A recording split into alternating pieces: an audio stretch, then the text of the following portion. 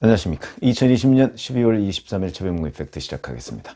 윤석열 검찰총장이 정직 2개월의 징계에 대한 법원의 판단이 어저께 그 1차 신문이 있었는데 내일 24일에 2차 신문을 한 번 더 하겠다. 그래서 내일 오후 3시부터 신문을 합니다. 근데 그 내용 중에 이 정직 2개월이라는 것이 왜 회복할 수 없는 손해냐 하는 걸 설명하는 가운데 윤석열 총장 측이 제시한 게 원전 수사, 지금 대전지검에서 하고 있죠. 원전 수사 등의 차질을 빚을 가능성이 매우 높다. 이런 주장을 했는데 이 부분을 뭐 재판부가 어떻게 받아들일지 모르겠습니다만은 그게 현실이 되고 있다. 이런 얘기를 오늘 말씀을 드리려고 하고 있습니다. 왜 이게 현실이 됐느냐? 물론 월성 원전 1호기 조기 폐쇄에 대한 경제성 조작, 이것을 수사하는 겁니다. 원전 정책 자체를 수사하는 게 아니고요. 그래서 이걸 수사하는데 그걸 수사하다 보니까 그거는 이제 이 정권은 자꾸 월성 원전 그 탈원전 정책 자체에 대해서 수사하는 게 말이 되느냐 이렇게 상황을 호도하고 있는데 정확하게 얘기를 하면 그게 아니고 왜 월성 원전 1호기 경제성 보고서를 조작했느냐, 누가 조작했느냐, 그 조작한 사람에 대해서 단죄를 해야 된다. 요 수사입니다. 원전 정책 전체에 대한 수사가 아닙니다. 원전 정책을 뭐 탈원전을 하든 뭐든 그거는 정무적인 영역이죠. 그런데 이 정권 사람들은 자꾸 그쪽으로 몰고 가서 이 수사 자체가 부당하다 이렇게 지금 주장을 하고 있는 겁니다. 어찌됐든 간에 월성 원전 수사 제가 한번 그 유튜브를 해드린 적이 있는데 백운규 전 장관 그다음에 최희봉 당시에 그러니까 2018년 당시에 청와대 산업정책비서관, 이 사람 지금 뭐 가스공사 사장인데 이 사람 소환이 임박했다 이렇게 했는데 그 이후에 상황이 완전히 바뀌어 버렸습니다. 왜 그러냐? 바로 이런 점 때문입니다. 우선 그 오늘 아마 이제 기소를 할 것으로 보이는데 오늘이 저 구속 기간 만료거든요. 그 원전 자료 444개 파일을 몰래 삭제한 문모 산자부 국장과 김모 전 서기관, 이 사람들은 둘 다 구속돼 있죠. 이 사람들에 대해서 오늘 대전지검이 아마 기소를 할 겁니다. 그리고 그 당시에 구속영장이 3명이 청구가 됐었는데 1명은 기각됐죠. 왜냐하면 대체적으로 혐의를 시인하고 있다 이래서 기각된 사람이 있는데 이 사람은 아마 불구속 기소할 것으로 보입니다. 그건 뭐 조금 이따 발표를 하겠죠.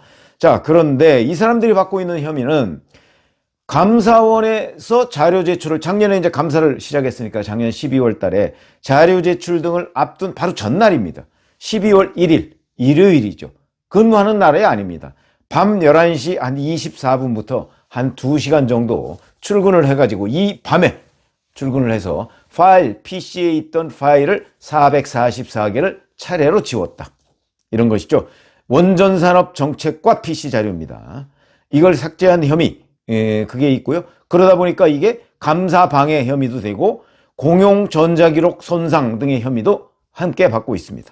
공용 전자기록 손상 뭐 이거에 대해서는 감사 방해는 징역 1년 정도로 돼 있는데 이거는 그거보다 더 높기 때문에 공용 전자기록 손상 혐의를 추가했다.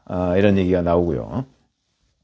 자, 그런데 이제 이때 이 사람들이 구속되자마자 이제 드디어 백운규나 최희봉 뭐 이런 사람들에 대한 소환 조사가 임박했구나 이렇게 됐는데 그 중간에 윤석열 검찰총장에 대한 징계위원회가 뭐 12월 2일 열리려고 했다가 4일로 미뤄졌다가 다시 12월 10일 날 열렸습니다.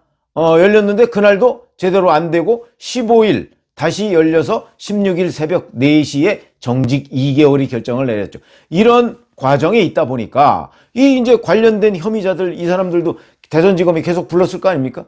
그런데 상황 변화가 있는 겁니다. 첫 번째 상황 변화의 조짐은 사실은 정세균 국무총리 때 있었습니다. 11월 24일 날 25일이군요. 정세균 국무총리가 갑자기 산업통상자원부 세종시에 있죠. 거기를 방문해서 원전 담당 부서 등을 이렇게 쭉 돌면서 아주 힘든 일을 처리하느라 고생이 많았다 이렇게 격려를 했습니다. 이러니까 이건 무슨 사인입니까? 산자부 니네 걱정하지 마. 우리가 이 원전 수사는 막아줄게. 이런 사인 아닙니까? 이러다 보니까 이때부터 그 관련자들이 일부 기존에 검찰에 나와서 했던 진술을 뒤집었다고 합니다. 수사를 사실상 거부하거나 방해하는 거죠. 이게 바로 수사 방해죄입니다. 이게 윤석열 검찰총장이 채널A 수사를 방해한 게 아니고 정세균 국무총리 등 여권 인사들이 바로 이 대전지검의 수사를 지금 방해하고 있는 것이다. 그런 것이고요. 그래서 기존 지수를 뒤집은 사람이 몇 명 됐다고 합니다. 그러니까 이제 이게 우리 뒤에는 여권 정세균 국무총리가 버티고 있구나. 그러니까 이제 적당히 우리는 여기서 버티기만 하면 된다. 뭐 이런 거겠죠. 그리고 그 두 번째 사인은 뭐냐? 바로 이용구 지금 법무부 차관의 그 기용입니다. 무슨 얘기냐면 법무부 차관이 되기 전에 백운규 전 사안자부 장관의 변호인 활동을 하고 있었거든요. 근데 그 변호인을 사임하고 신임 법무차관이 되다 보니까, 그러니까 백운규 전 장관의 변호인이 법무차관이 되다 보니까 이 관련된 탈원전 피의자들, 그러니까 경제성 조작 의혹의 피의자들이 이게 이제 이용구 신임 차관이 막아주겠구나 이렇게 생각을 해서 산업부, 그 다음에 한국수력원자력, 이 사람들이 대부분 피의자들이죠. 이 사람들이 버티기에 나서는 거예요. 나와라 그러는데 안 나오고, 그러니까 소환 조사를 해도 버티고, 그 다음에 아이고 뭐 오늘 내일 나와라 그러면 제가 그때 뭐가 있어서 뭐 그러고 일주일 뒤로 밀어주세요 어쩌고 이런 식으로 버티기에 나섰다 이거죠. 이 버티기를 부추긴 또 하나의 이유가 있습니다. 그것은 바로 수사팀 인사설입니다. 지금 추미애 장관이 사의 표명을 했다. 청와대가 그렇게 발표를 했죠. 근데 추 장관은 그 사의 표명한 사실을 일체 단 한 번도 시인하거나 언급한 적이 없습니다. 그래서 저는 지금도 추 장관의 사의 표명은 추 장관 본인의 자진 사퇴가 아니고 청와대에서 강제로 토사구팽형 그 사의 표명이다 이렇게 지금 그 판단을 하고 있거든요. 어쨌든 한 번도 인정을 한 적이 없습니다. 그리고 코멘트를 한 적도 없고요. 그렇기 때문에 그러면서 수사팀 인사설 얘기가 나옵니다. 무슨 얘기냐면 잘 아시다시피 올해의 경우에도 1월 2일 날 추미애 장관이 취임해서 취임하자마자 검사장급 인사를 하고 그리고 이어서 일선 검사 인사를 했죠. 그러니까 내년에도 지금 추 장관이 언제 바뀔지 모르겠습니다만은 뭐 공수처 출범과 연계된다 뭐 이런저런 얘기가 있습니다. 근데 인사를 원래 정상적으로 보면 본인이 물러가는 장관이 인사를 해놓고 나가는 건 말이 안 되는 거죠. 그러나 뭐 이 정권에서 그런 일들이 워낙 자주 벌어지기 때문에 그럴지도 모르겠다. 근데 보통의 경우에는 1월 달에 인사를 내놓고 2월 1일부터 또는 2월 초부터 근무를 하게 합니다. 이게 일반적인 관행입니다. 추미애 장관 올해도 마찬가지로 그렇게 했고요. 그렇게 된다면 만약에 2월 달에 제대로 그때까지 예를 들어서 후임 장관이 안 온다 그러면 추 장관이 인사를 할 가능성도 있습니다. 그러면 수사팀의 핵심이 누굽니까? 대전지검장, 이두봉 대전지검장, 그 다음에 이상현 대전지검 형사 5부장. 이 두 사람 바꿔버리면 그러면 이 수사는 뭐 거의 좌초된다. 이 두 사람을 만약에 추미애 사단으로 바꾼다고 한번 생각을 해보십시오. 그러면 뭐 예를 들어서 지금 대검과 서울중앙지검 관계를 보세요. 윤석열 검찰총장이 아무리 지시해도 이성윤 서울중앙지검장이 듣지 않지 않습니까? 똑같습니다. 만약에 정지 2개월 뒤에 윤석열 검찰총장이 복귀를 한다고 할지라도 대전지검장 추미애 사단이 대전지검장으로 딱 버티고 앉아서 그거 안 한다. 그 수사 또 수사 중간 지휘자인 형사 5부장이 딱 버티고 추미애 사단이 버티고 앉아서 이거 제대로 수사 방향을 물꼬를 거꾸로 트면 아무 일도 안 됩니다. 그렇게 되는 것이죠. 그래서 그 수사팀 교체설이 딱 나오니까 이제 많은 사람들이 또 아까 똑같은 현상입니다. 소환 일정을 뒤로 미뤄달라. 그래서 소환을 자꾸 미루고 하다 보면 결국은 내년 1월 달에 이 사람들이 다 교체될 것 아니냐. 이 사람들한테, 피의자들한테 기대감을 안겨주고 있다. 이런 것들이 지금 이 차질을 빚고 있는 겁니다. 그래서 지금 당초에는 백운규 전 산자부 장관하고 최희봉 전 산업정책비서관하고 이 사람들을 금방 소환할 수 있을 것처럼 수사의 진척을 보고 있었는데 이런 문제가 겹치니까 이 피의자들이 다 진술을 바꾸고 소환 일정을 미뤄달라고 그러고 버티기에 들어가고 이러니까 대전지검이 지금 수사가 굉장히 어려워진 상황이다. 그러니까 결국 바로 이 가처분 신청에서 지금 윤 총장 측이 주장하는 그 월성 원전 1호기 조기 폐쇄에 대한 경제성 조작 의혹에 대한 수사, 이게 차질을 빚을 것이다라는 것이 바로 지금 현실로 드러나고 있습니다. 이거에 대한 판단을 판사가 어떻게 할 것이냐. 그거는 이제 뭐 그 판사의 몫이긴 하지만 이렇게 되고 있고요. 자, 그렇다면 이 경제성 조작 수사가 과연 어떻게 될 것이냐. 이거는 역시 윤석열 검찰총장의 복귀 여부와 밀접한 관련이 있을 것으로 보입니다. 무슨 얘기냐면 내일 이제 그 가처분 신청 2차 신문을 하죠.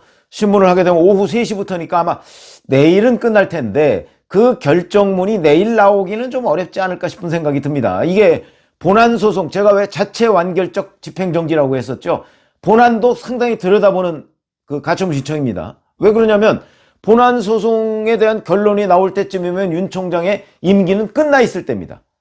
그게 뭐 거의 확실시 되기 때문에 본안도 어느 정도 들여다본다. 그러니까 무슨 얘기냐면 절차적 위법성, 이거 뭐 물론이고요. 절차적 위법성 플러스 과연 징계 사유가 되느냐, 이게. 그리고 그 과정에서 재량권 남용은 없었느냐, 이런 부분도 함께 들여다본다는 것이죠. 그렇기 때문에 본안 소송의 성격도 있다. 이 얘기는 바로 그 판사가 지금 자기 입으로 얘기를 했다는 거 아니겠습니까? 그러면은 이 판단이 조금 늦어질 수도 있겠다. 그러니까 24일이면 내일 25일부터는 이제 그 사흘 연휴에 들어가지 않습니까? 그렇게 되면 결국 그거 다 끝나고 28일 월요일쯤이나 화요일쯤에 다음 주 초에 결정하는 것 아니냐, 이런 예상이 들고요. 근데 윤 총장 가처분 신청, 이 집행정지 신청이죠, 정확하게 하면. 이게 만약에 인용이 된다고 한다면 윤 총장은 다시 이제 검찰총장에 복귀를 하게 됩니다. 그렇게 되면 이 버티기에 들어가고 뭐 이랬던 그 피의자들도 틀렸다, 우리가 이제 이렇게 생각하겠죠. 그러면 이제 이두봉 대전지검장도 보다 더 수사에 박차를 가할 수 있게 되는 것이고, 근데 만약에 이 가처분 신청이 기각이 된다 할 경우에는 적어도 2개월간 윤 총장이 이 수사에 관한 그 지휘를 못하게 됩니다. 그러면 드디어 이제 이 피의자들이 휴, 살았다, 이렇게 되는 거 아니겠습니까? 그렇게 보면 이두봉 지검장이 이제 바뀌는 날짜만 생각하고 있고 자기들 뒷배가 여권이 든든하게 받쳐주고 있다, 이렇게 생각을 하겠죠. 그렇게 된다면 버티고 뭐 소환 일정 미루고 내지는 잠적을 할 수도 있습니다.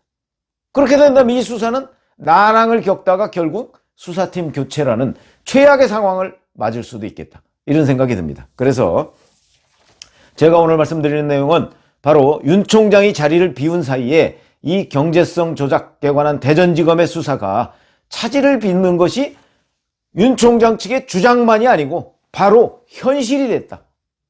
이걸 타개하는 길은 뭐가 있겠는가? 결국은 법원이 바른 판단을 내려주는 방법밖에 없겠죠. 그런 점에서 본다면 윤 총장에 대한 뭐 내일 이제 그 가처분 신청 2차 신문이 있는데 이 신문에서 당장 이렇게 피해가 현실로 발생했으니까 이 문제에 대한 판사의 정확한 판단, 이것이 굉장히 중요한 의미를 띠게 됐다, 이런 말씀을 드립니다. 감사합니다.